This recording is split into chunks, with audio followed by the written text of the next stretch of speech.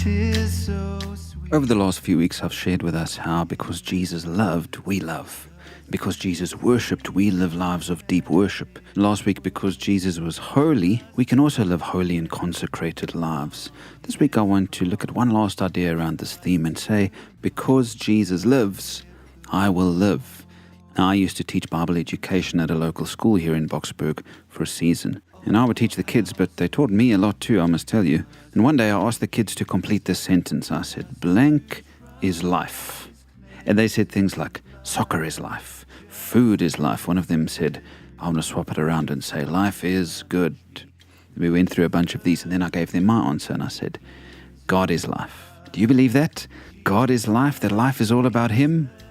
One of the most common themes in the Bible is life. You'll find the word over 500 times in the Bible, and in particular, you find this word in John's writing.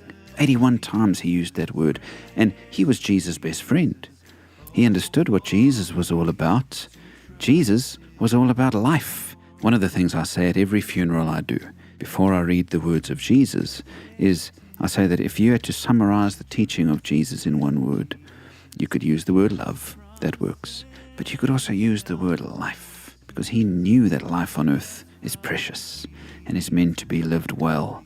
And he knew that life on earth is not all there is to life. He knew that life goes on in a different form beyond this earth. And his teaching reflects this. His teaching reflects a deep understanding of what life is all about. Truth is, if you want to know what life is all about, look to Jesus. Human life is so closely entwined with Jesus. It's amazing. And so, friends, spend today remembering that God is life and that everything about your life is linked to God. That's the only way to start making sense of this life we've been gifted. So glad I learned to trust Thee.